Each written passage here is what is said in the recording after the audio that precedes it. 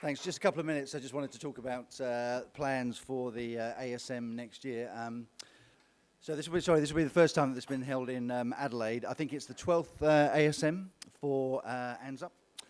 So it's a great opportunity for ANZUP. It's a great opportunity for us in South Australia to be more intimately involved in the clinical trials that they run and the academic leadership that ANZUP give us. So the meeting's the 19th to 21st of July. Could I encourage all of you, please, to sign up? All of you, please, to spread the word. Being in the sort of centre of Australia, it may be that the attendance is potentially a little bit lower than it has been for the eastern states, but I hope we can overcome that if we really spread the word, particularly amongst your trainees and all of your colleagues. That would be fantastic. We have a plan for 7 international guests, and we've already managed to lock in 5 of these. We're very lucky to have Seema Porton on your bottom right there, who is a urologist from UCSF. She's got a particular interest in bladder and kidney cancer. Christiane Bergerot, top left, who is a psycho-oncologist from City of Hope in California. She's a leader in that field. Bertrand Tombaugh, a urologist from Belgium. He's head of the EORTC. And I'm sure you know Chris Sweeney, medical oncologist from Harvard Dana-Farber.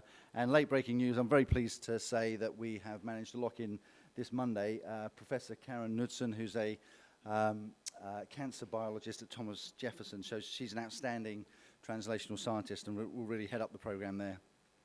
The format that we're going to follow is the same as has evolved over the years, but really the same as last year. You can see the attendance is there. Just to quickly skip through, there's a main program that runs over 2 days.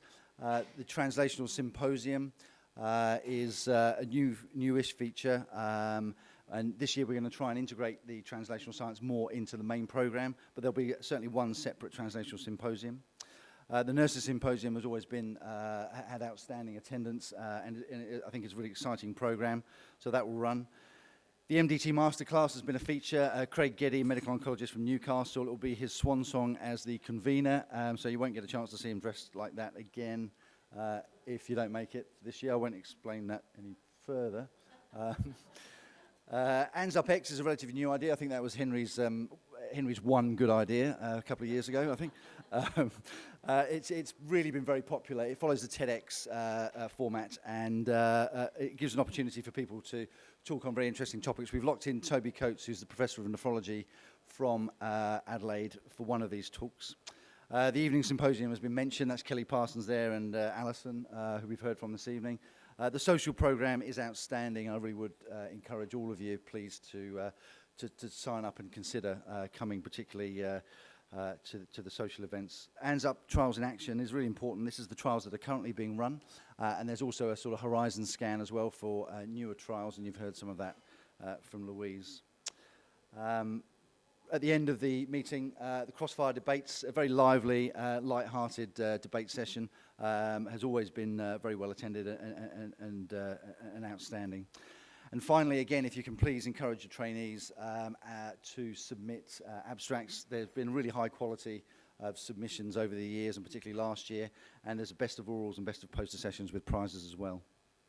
So just to finish up, I just wanted to mention what the theme was. So we've decided 2020 Clear Vision was a fairly obvious theme, but what does that actually mean for us as GU cancer professionals? I think we're working at a time where there's very rapid change in all areas of cancer medicine, really from preclinical right up through to the point of care. And at times it can be very difficult to see what the priorities are and to see clearly ahead what the right thing is. There's changes in treatments, there's changes in diagnostics, there's changes in all these areas. There's a huge amount of data that we're swamped with as well. So I think at times it can be very difficult to see clearly what the right way is to go for our patients. So clear vision, I think, to us means that we have to see clearly what are the treatments that are on the horizon that may or may not have potential for our patients. What are the drugs that are emerging? What drugs deserve our attention? What drugs deserve clinical trials? What drugs should our patients be treated with, and what combinations? And then we're swamped by this data. So it really, for us to try and see clearly what's important in all of that noise from all of that data and turn our attention to what's important. And despite all of that, I think at the centre of all of this, the most important thing is to see clearly what the priorities are for our patients. So that's what clear vision means, and that's the idea behind the theme for the conference. So I'll just finish up with a quote. I don't have permission to use this because he's buggered off on holiday and he wouldn't answer his emails, but this is from Ian Davies, who's the chair of the board of ANZUP. And this was in one of the emails that he sent out to invite one of our international guests. He said, the ANZUP ASM, I can say, without the slightest risk of bias, is the best GU cancer meeting in this arm of the galaxy. It's collegial, multidisciplinary, balanced, engaged, informative, interesting, exhausting, and exhilarating. And it is all these things. And I very much hope that we're able to live up to this next year. So again, I'd please encourage you to sign up and to talk to as many people as possible about this meeting. Okay, many thanks.